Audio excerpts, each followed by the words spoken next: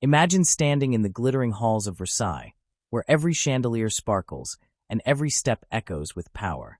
Behind the gold and silk, though, lived men, women, and children whose lives were anything but secure. Some were celebrated, some were scorned, and others were simply forgotten. Among them were the Dauphines of France, young women who stood one step away from becoming queen, and heirs whose fates were tied not just to their families, but to the destiny of the entire nation. Their stories are filled with ambition, loss, survival, and mystery. Some carved out power in unexpected ways, others endured heartbreak and exile, and still others became the subjects of rumors and legends that lasted for centuries. One Dauphine found influence not through a crown, but through strategic marriages that altered the map of Europe. Another princess lived long enough to carry the memory of a shattered monarchy, while her brother, the boy known as Louis XVII, died so young and in such secrecy that impostors claimed his identity for generations. These are not just tales of palaces and politics, but of people caught between expectation and tragedy, between myth and reality. What makes these lives so compelling is not only what happened to them, but how their stories continue to haunt us today. We are drawn to the mysteries, the unanswered questions, and the quiet struggles hidden behind portraits and ceremonies. Their paths remind us that even in the heart of absolute monarchy, power was fragile and the future uncertain. Welcome to our channel, Words of Time. In this video, we will explore the shadowed path to the French throne, uncovering the forgotten Dauphines, the vanished heirs, and the lingering mysteries that still shape how we understand history. The title of Dauphine, given to the wife of the Dauphin of France, carried with it a peculiar mix of promise, burden, and inevitability. To the wider public, it seemed to promise eventual queenship. To the court, it symbolized a contract of bloodlines, politics, and dynastic survival. Unlike other noble titles, which could serve as honorary or ceremonial marks of prestige, the role of Dauphine was inherently transitional. It existed only in relation to a future, one that was uncertain yet bound by expectation. To bear this title was to stand in the shadow of the throne, always close enough to feel its weight, but not yet allowed to sit upon it. For some, this waiting period ended in coronation and in the exercise of power as Queen of France. For others, it ended abruptly, leaving behind little more than a faint historical trace. The very notion of the Dauphine reflects the complex system of succession in France, a system in which the monarchy was defined not only by the continuity of kings, but also by the continuity of alliances formed through marriage. Unlike many noble women who could remain marginal figures in political history, the Dauphine was by design a public figure, expected to represent grace, virtue, and fertility. She was the living pledge that the royal line would endure. A Dauphine who failed in this role risked falling into whispers of inadequacy, infertility, or even danger to the kingdom's future. This made the title as fragile as it was exalted. To become a Dauphine meant entering a world of almost unbearable scrutiny. Every gesture, word, and decision was observed not just by the court, but also by ambassadors, foreign envoys, and political observers eager to report back to their own sovereigns. The French court was infamous for its intricate rituals, its codes of conduct, and its constant flow of rumor. A Dauphine could never simply be herself. She was a symbol before she was a woman. Her appearance at religious ceremonies, her seating arrangements at banquets, even the manner in which she acknowledged courtiers, all carried significance. A single misstep could feed into a narrative of weakness or unsuitability, narratives that were difficult to shake once formed. The pressure did not only come from the watchful eyes of courtiers. It came as well from the expectations of producing heirs, expectations that weighed heavily on young women who often arrived in France as teenagers, torn from their home countries and families. Fertility was treated as a duty, and any delay or failure in conceiving children could cast a shadow over a Dauphine's position. Queenship was not yet hers, but she was already expected to guarantee the continuation of the dynasty. The marriage bed was therefore never private, at least in a symbolic sense. It was tied to the future of the monarchy. The Dauphine's body was both personal and political, her health a matter of national concern. This relentless environment forged certain Dauphines into figures of strength, remembered for their resilience, tact, or eventual influence once they became queen. But it also consumed others, leaving them broken, sidelined, or forgotten. The history of French succession often highlights the great queens, the celebrated marriages, and the royal mistresses who wielded influence. Yet behind that surface lies a quieter history, the history of those Dauphines who never made it to the throne or whose stories became obscured by the grandeur of their husbands or successors. These women existed in a liminal state, close to power yet denied the chance to exercise it fully, remembered only faintly in footnotes and genealogies. Some were erased by early deaths, passing away before their husbands ascended the throne. Their names linger only in official records, never truly entering the collective memory of France. Others were overshadowed by stronger personalities at court, whether mothers-in-law, rival consorts, or powerful ministers who ensured that the Dauphine's voice remained unheard. There were also those who, due to political misfortune or personal failings, fell from grace and were deliberately omitted from the celebrated narratives of French history. Each of these cases reveals how fragile the promise of queenship truly was. The stories of these lost Dauphines are rarely told in depth, yet they are essential to understanding the hidden costs of monarchy. They remind us that the path to the throne was shadowed not only by ambition, but also by vulnerability. To stand at the threshold of power, without ever crossing into it, meant living in a constant state of uncertainty. The grandeur of Versailles and the glittering rituals of the French court can obscure how much personal suffering and sacrifice underpin these roles. The forgotten Dauphines embody this paradox. Their stories may not end in coronation, but they carry the weight of what it meant to be caught between personal identity and dynastic obligation. These overlooked lives reveal another truth: that succession in France was not merely a matter of who became king, but of how women were asked to embody ideals that were impossible to sustain without cost. The Dauphine was expected to be at once flawless, fertile, and politically neutral, yet also adaptable enough to navigate the treacherous landscape of court factions. The more one studies these figures, the clearer it becomes that their stories deserve recovery, not as mere preludes to queenship, but as histories in themselves.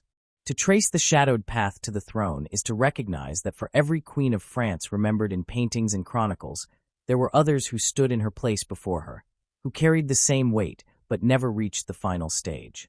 Marie Thérèse, the only surviving child of King Louis XVI and Queen Marie Antoinette, represents one of the most haunting and mysterious figures in French history.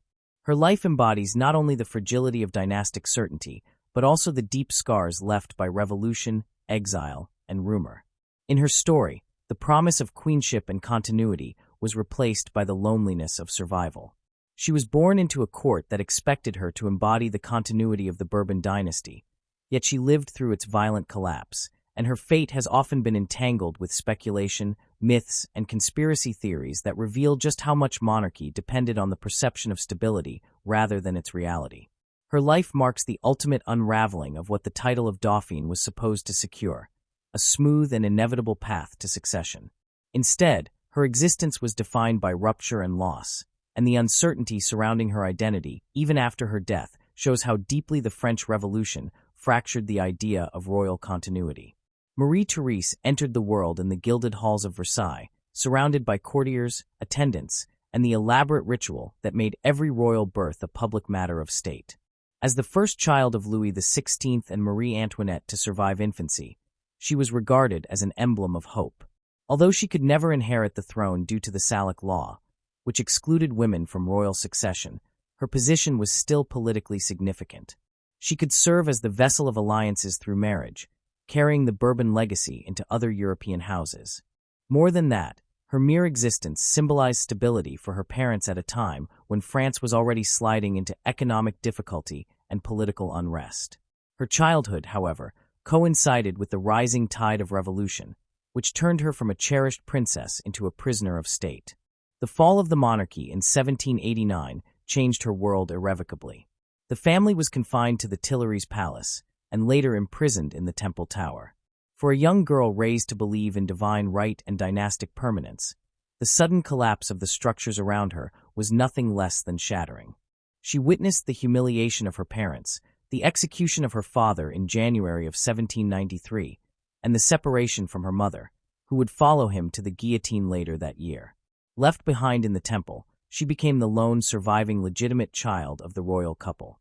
Even her younger brother, styled Louis XVII by royalists, died in captivity under mysterious and tragic circumstances. Marie Thérèse was forced into a solitude that lasted years, locked in her cell, deprived of human contact, and known simply as the orphan of the temple. Her survival was in itself extraordinary, but survival brought with it no certainty. In a world where monarchs were dethroned, guillotined, or sent into exile, she embodied a strange paradox. She was a princess without a kingdom, an heir without a role, a Dauphine in exile who would never be queen. When she was eventually released in 1795 and allowed to leave for Austria, her mother's homeland, she carried with her not triumph but silence. It is said she was deeply marked by her years in captivity, her personality forever shadowed by grief and mistrust. The French court that had once celebrated her birth no longer existed, and in its place stood the memory of violence, betrayal, and the fragility of dynastic certainty.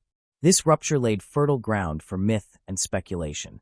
One of the most persistent narratives that emerged was the so-called Dark Princess theory, which suggested that the real Marie Thérèse had died in the temple and been replaced by another woman. According to this theory, the traumatized survivor who emerged from captivity was not truly the daughter of Louis XVI and Marie Antoinette, but an impostor or substitute placed there for political convenience. Various candidates were put forward, and over the years, stories circulated about a woman known as the Dark Countess, who lived in seclusion in Germany and was rumored to be the true Marie Thérèse. The Dark Countess was mysterious, veiled in public, and avoided social life, which only fueled speculation that she was in fact the lost princess living in disguise, while the woman who claimed the identity of Marie Thérèse was someone else entirely. These stories were more than idle gossip. They reflected the psychological need of a fractured society to cling to the possibility of royal continuity, even in distorted or fantastical forms. If the real princess had somehow escaped, then the monarchy still carried a secret thread of survival. At the same time, the notion of substitution hinted at the opposite, that even royal identity could be manufactured, that the line of succession was not eternal but fragile, vulnerable to manipulation and erasure. In this sense, the Dark Princess myth captured the deep ambivalence of the post-revolutionary world, in which monarchy was both desperately missed by some and definitively dismantled by others. Marie Thérèse herself did little to encourage or dispel these rumors. Her character, marked by austerity and reserve, made her seem distant and inscrutable. She married her cousin, the Duke of Angoulême, in a union that symbolized the attempt of the Bourbon family to preserve itself despite its losses. Yet she bore no children, and with her the direct line of Louis XVI and Marie Antoinette effectively ended. Her barrenness became symbolic in its own way. The monarchy might have been restored briefly during the Bourbon Restoration, but its future was sterile, unable to renew itself through her. Even when her husband briefly reigned as Louis XIX in exile, her role as queen was little more than ceremonial. The question of identity remained tied to her even after her death in 1851. Supporters of the Dark Countess theory clung to the idea that the true princess had never returned from the temple. In the 20th century, scientific testing on the remains of the Dark Countess revealed that she was not related to the Bourbons, thereby disproving the romantic tale. But the endurance of the legend itself is telling. It shows how deeply the French Revolution unsettled not just the monarchy, but the very notion of historical certainty. Marie Thérèse became both a woman and a ghost, an individual and a cipher for the anxieties of a nation that could not quite let go of its royal past. Her story illustrates the complete dissolution of what had once seemed unquestionable. The title of Dauphine, meant to symbolize the smooth passage of succession, found its cruelest inversion in her life. She was never Dauphine in name, yet she bore the symbolic burden of a line that was supposed to continue. Instead of representing the future, she became the embodiment of rupture. Her survival was not the triumph of dynasty, but the lonely survival of an orphan, marked by rumors of substitution and by the failure to produce heirs. In her, we see how the revolution not only ended a monarchy, but ended the illusion that monarchy was inevitable. The case of Marie Thérèse also deepens our understanding of how upheaval creates space for myth. Where certainty dissolves, imagination takes hold. Stories about her identity flourished because people needed to believe in hidden truths, in secret survivals, or in concealed tragedies. These stories allowed both royalists and republicans to project their fears and desires onto her life. For royalists, she represented hope that the Bourbon line had not been extinguished. For republicans, the rumors demonstrated how irrelevant and confused monarchy had become. Either way, her fate was never purely personal. It was always political, always symbolic, always tied to the larger question of whether France could move beyond its royal past. The dissolution of royal certainty in her lifetime reflects a larger historical pattern. The revolution tore apart not only the bodies of a king and queen, but the very logic of hereditary succession. The Dauphine as a symbol, the future queen as a promise, became meaningless when thrones themselves were toppled. Marie Thérèse, trapped between survival and myth, is the clearest embodiment of this collapse. She reminds us that dynastic history is not only about who reached the throne, but also about who lingered in its shadow, carrying the broken fragments of what had once seemed unshakable. Her life, when placed beside the forgotten Dauphines who never ascended, creates a continuous thread. The shadowed path to the throne was often more about survival than coronation. In her, the shadow was complete. She survived longer than her parents, her brother, and her kingdom, but survival stripped of certainty left her story half real and half legend. To study her is to see the throne not as the culmination of destiny, but as a fragile idea, one that could be lost in revolution, obscured in rumor, and buried in the anxieties of a nation seeking meaning in its own upheaval. Louise Élisabeth, the eldest daughter of King Louis XV, embodies another side of the story of women who stood in the shadow of power yet never wore a crown. Unlike Marie Thérèse, whose life was shaped by loss and rupture in the wake of revolution, Louise Élisabeth moved in a different world, one where monarchy was still firmly entrenched and the machinery of dynastic politics still governed Europe. Her life shows how a princess, even without the prospect of becoming Queen of France, could wield lasting influence through marriage alliances, succession strategies, and subtle maneuvering within her family. She demonstrates that royal women were not merely ornaments of the court, but often unseen architects of power, operating in spaces where their choices shaped dynasties across borders. As the daughter of Louis XV and Queen Marie Leschinska, Louise Élisabeth was born into the highest rank of European royalty in the year 1727. She was the eldest of the king's many children, which gave her both privilege and responsibility. While French law excluded her from inheriting the throne, her value was understood in terms of the marriages she could forge. In the 18th century, diplomacy was often sealed not by treaties alone, but by the union of bloodlines. For France, which sought to extend its influence over Italy and Central Europe, the strategic placement of daughters was a vital instrument of policy. Louise Élisabeth became one of the clearest examples of this practice when, at the age of 12, she was married to Philip, the Infante of Spain, who later became Duke of Parma. This marriage was not arranged with her happiness in mind, but with the larger chessboard of European politics. The Bourbon dynasty had branches in both France and Spain, and through Philip's eventual rule in Parma, the Bourbon presence in Italy could be secured. Louise Élisabeth was thus sent to Spain as a child bride, a symbolic link between two great courts. From the outside, her life might have seemed like a simple case of dynastic exchange, but in practice she proved to be far more than a passive participant. She adapted to her role with skill, using her position not only to secure her own place in Parma, but also to influence the future of her children, ensuring that her branch of the family became a durable and influential force in European politics. Her marriage to Philip was not without challenges. He was shy and often considered lacking in ambition, while she possessed a strong will and determination. Far from being a submissive consort, she often guided their joint decisions, especially in matters concerning the succession of their children. She recognized early that the real power of her position lay not in her title as Duchess of Parma, but in shaping the next generation. Her most significant success came in arranging the marriage of her daughter, Isabella of Parma, to the future Emperor Joseph II of Austria. This was an extraordinary match, linking the Bourbon-Parma line directly to the Habsburgs, one of the most powerful families in Europe. Through this union, Louise Élisabeth ensured that her descendants would hold positions of influence far beyond the confines of Parma.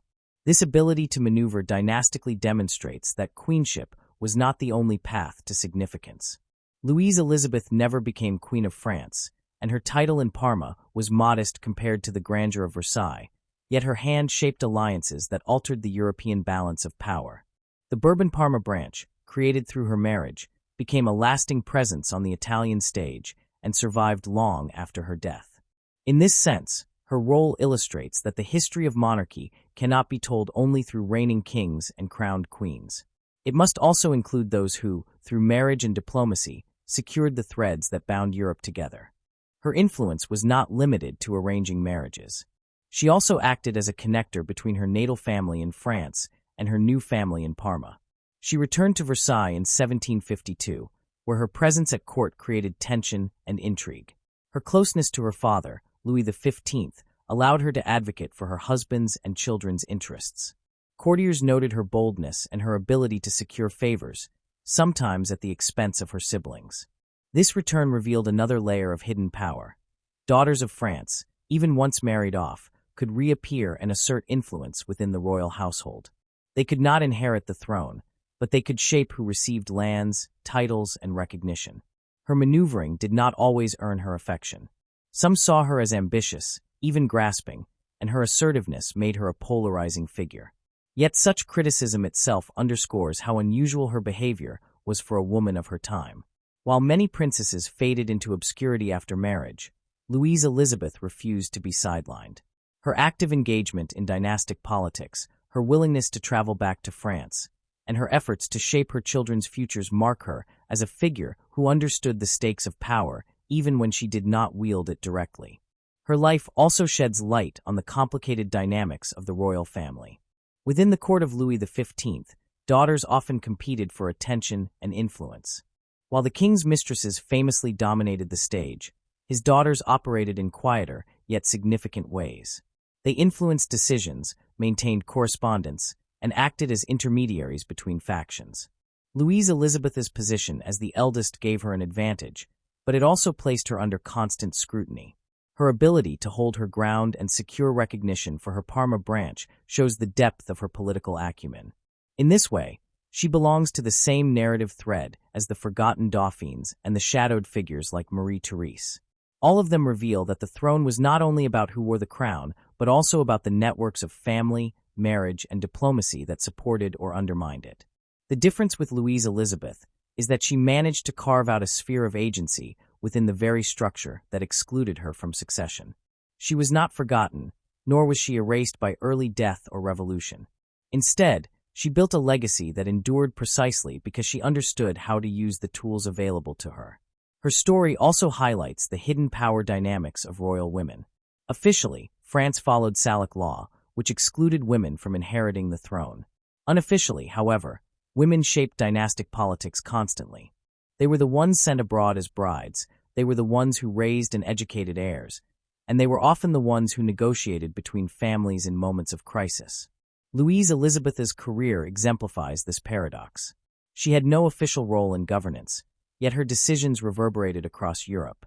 Her daughter's marriage to the Austrian emperor created bonds between Bourbon and Habsburg that influenced continental politics for decades. Her son, Ferdinand, became Duke of Parma, continuing the Bourbon presence in Italy. The survival of this line is a direct result of her determination to secure their position.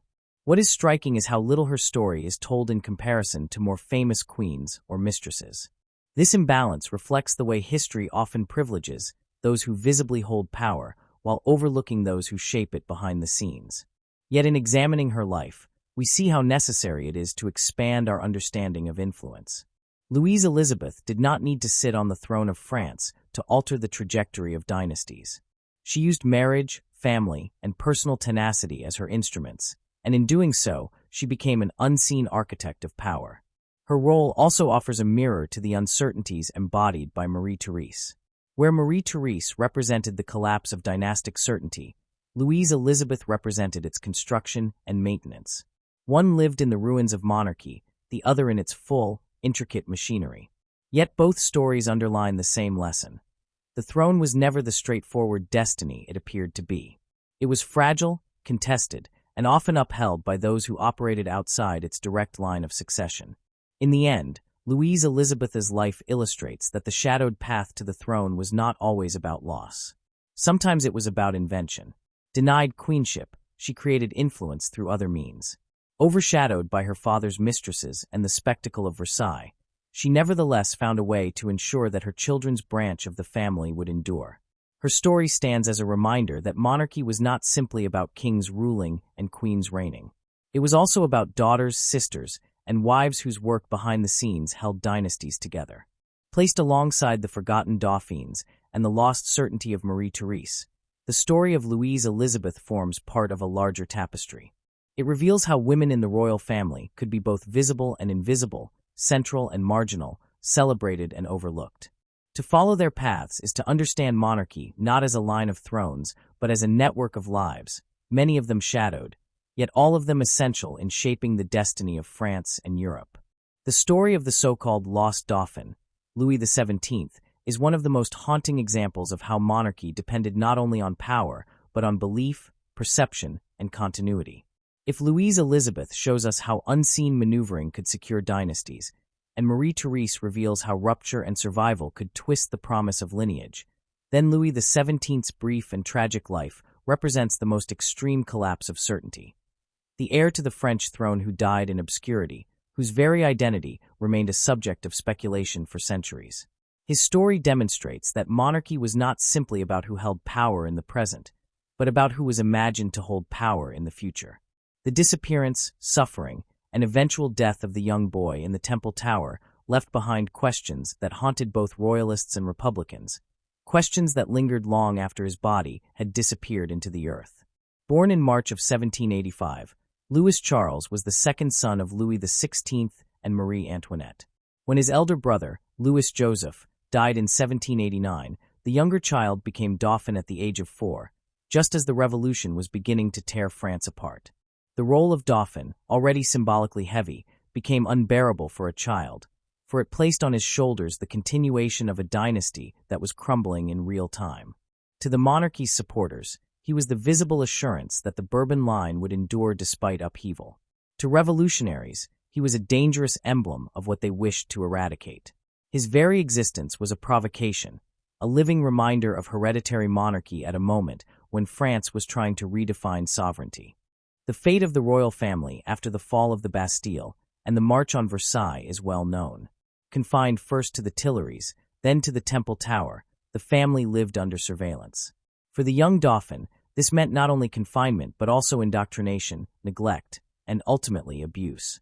After the execution of his father in January of 1793, royalists proclaimed him Louis XVII, King of France in name if not in fact. But this claim had no reality within revolutionary France. Instead of ruling, the boy was locked in isolation, separated from his family, and subjected to cruel treatment. He was placed under the care of a cobbler, Antoine Simon, who was instructed to turn the child into a model citizen, but the methods used were harsh, degrading, and indifferent to the boy's physical and emotional health. By the time of his death in June of 1795, the young Dauphin was only 10 years old. Official accounts recorded that he died of illness, likely tuberculosis, after months of confinement in filthy, airless conditions. Yet his death was handled with secrecy and haste. The body was buried quickly in an unmarked grave in the cemetery of Sainte Marguerite. No royal mourning accompanied the event, no great announcement sealed the matter. Instead, whispers began almost immediately. Was the child who died in the temple truly Louis Charles? Or had he been spirited away, replaced by another child, hidden somewhere so that he might one day reclaim his throne? These questions gave rise to one of the most enduring mysteries of royal history. Over the 19th century, dozens of impostors appeared across Europe, each claiming to be the lost Dauphin who had escaped from the temple. Some of these claimants gathered small followings, others faded quickly into obscurity. The persistence of these figures speaks less to their credibility than to the need of monarchists to believe in the survival of hope. If the child king had lived, then the revolution had not fully extinguished the Bourbon line. The monarchy could still be restored in its pure form, not through compromise or distant cousins, but through the direct heir of Louis XVI. In this sense, every impostor was not just an adventurer or fraud, but the embodiment of a longing for certainty in a world where certainty had been shattered. Among the many claimants, the most famous was Karl Wilhelm Naundorf, a German clockmaker who appeared in the 1820s and insisted he was Louis XVII. Naundorf managed to convince some supporters, including individuals who had known the royal family, and even filed lawsuits to claim recognition as the King of France. His persistence led to bitter disputes, with his descendants continuing to press claims well into the 20th century. Other figures, from Canada to Italy, also surfaced, each spinning a narrative of miraculous escape. The sheer number of such claimants underscores how fertile the ground was for legend, how desperate people were to imagine survival. The uncertainty lasted well into modern times, with scientific methods finally brought to bear on the problem. In the early 2000s, DNA testing was performed on a preserved heart, believed to have been taken from the dead boy by a physician who conducted an autopsy in 1795. This heart had passed through many hands over the centuries, becoming a relic of contested authenticity. By comparing the DNA with living descendants of Marie Antoinette's family, scientists confirmed that the heart did indeed belong to the child of the royal couple. This result appeared to settle the matter at last. Louis XVII had died in the temple as recorded, and the impostors were impostors indeed. Yet even with science on the side of closure, the legend has not entirely vanished. The idea of the lost Dauphin continues to fascinate because it touches on something deeper than genealogy. It raises questions about legitimacy, about the human desire for survival stories, and about the way monarchies construct myths of endurance. The revolution had shattered the illusion of divine right, but belief in the miraculous survival of a child king allowed monarchists to cling to a sense of continuity.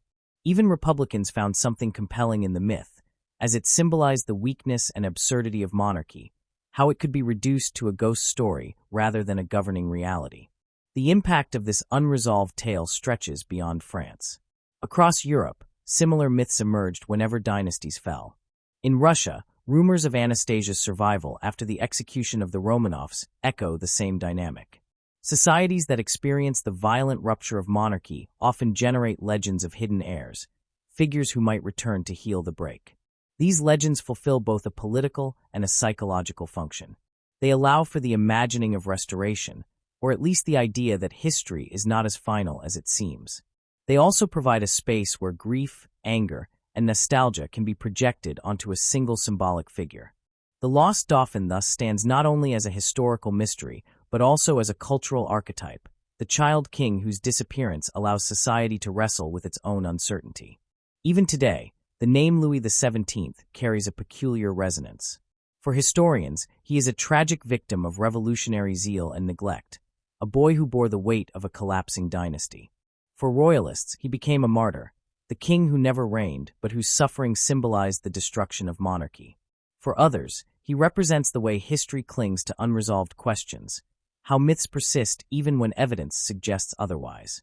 His story shows that monarchy was never only about laws and crowns.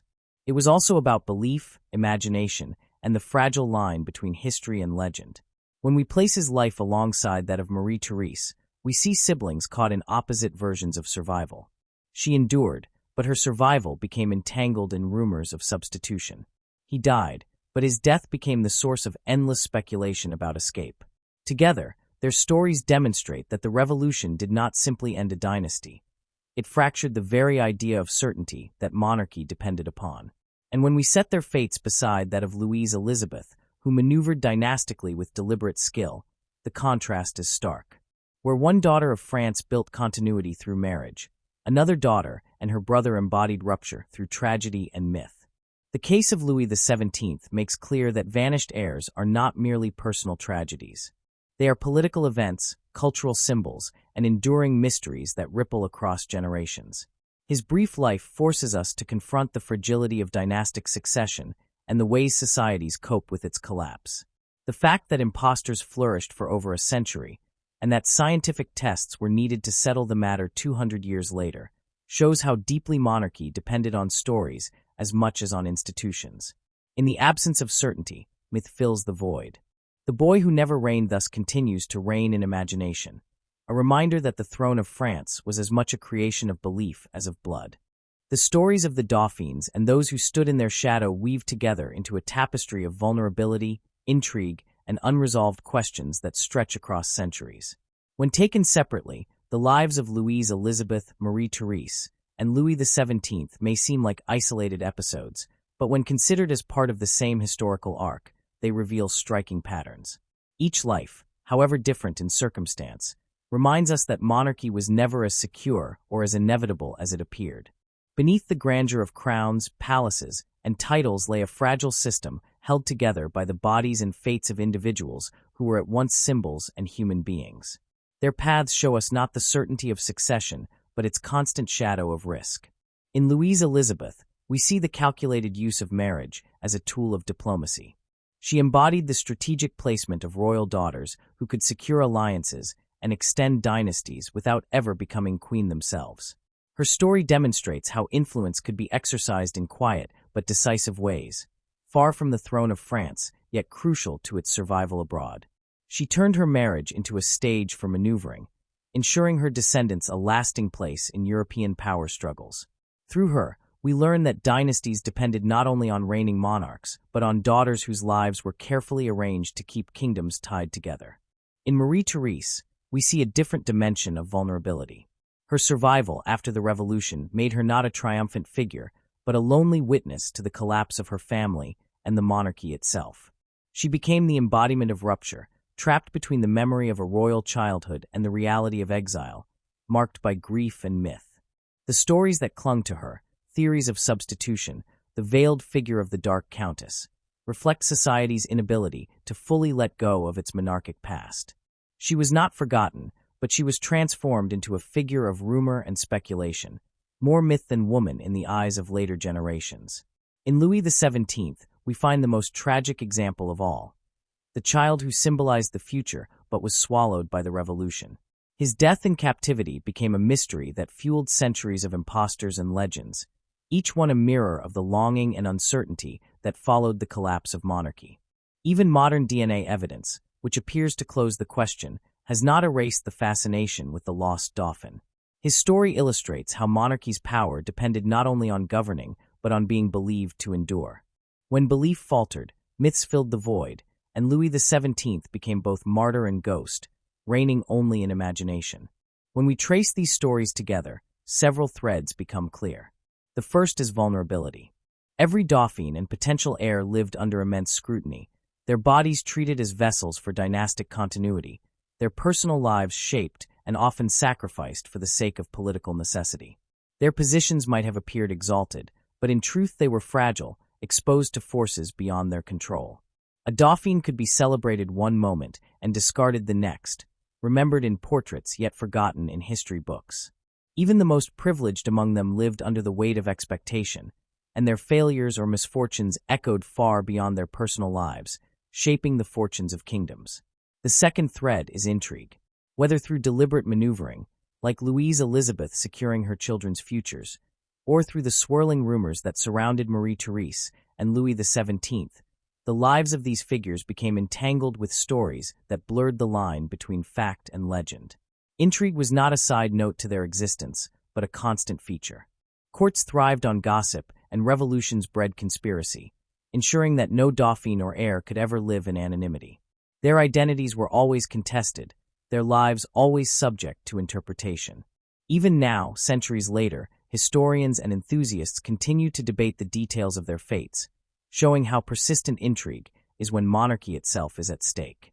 The third thread is the enduring impact of their stories. While forgotten in some respects, these lives continue to shape how we understand French history. They remind us that monarchy was not just about the kings who reigned, but about the networks of women, children, and hidden actors who sustained or failed to sustain it. Their experiences humanize the grandeur of Versailles and the weight of dynastic charts, turning abstract institutions into lived realities of loss, resilience, and maneuvering. They also highlight how history itself is written. Some Dauphines vanish into footnotes, while others become subjects of endless speculation. The unevenness of memory reflects the power of myth as much as the power of fact. Reflecting on these narratives also reveals how unresolved questions can shape collective imagination long after events have passed. The lost Dauphin's uncertain fate continued to stir political debates throughout the 19th century, while the shadowy identity of Marie Thérèse in exile fascinated those who longed for restoration. These puzzles show that monarchy did not die with a guillotine or an exile's passing. It lingered in rumor, in contested identities, in whispers of survival. Even today, they attract interest because they speak to deeper human fascinations with identity, survival, and legitimacy. Who truly holds power? Who is entitled to rule? Can bloodlines ever be erased? Or do they live on in memory and myth even after thrones have fallen? This is why studying these forgotten or shadowed figures matters. They force us to recognize that history is not neat, nor is it always settled. For every crowned queen and every anointed king, there were figures who stood close but never ascended, whose lives carried as much weight as those who reigned. They remind us that power is rarely straightforward, that it depends on appearances, symbols, and sometimes illusions. Without the Dauphines and the Heirs, monarchy would have no continuity to claim. Yet their very vulnerability reveals how fragile continuity really was. To engage with these stories is to open a conversation not just about the past, but about how we remember and interpret it. Historians may provide evidence, science may confirm or deny legends, but the allure of these narratives often lies in their unresolved edges. This is where you, the reader or listener, step in. What theories do you find most compelling about Marie Thérèse and the Dark Countess? How do you interpret the impostors who claim to be Louis XVII? What do you make of Louise Élisabeth's determination to carve out power for her children despite being denied queenship herself? These are not simply closed chapters of history, but invitations to think, question, and debate. The legacy of the Dauphines and the vanished heirs is not just in what they accomplished or suffered, but in how they continue to stir curiosity. They encourage us to look beyond the obvious, to consider not only the kings and queens who dominated the stage, but also those who lived in the margins, in shadows, in exile, or in rumor.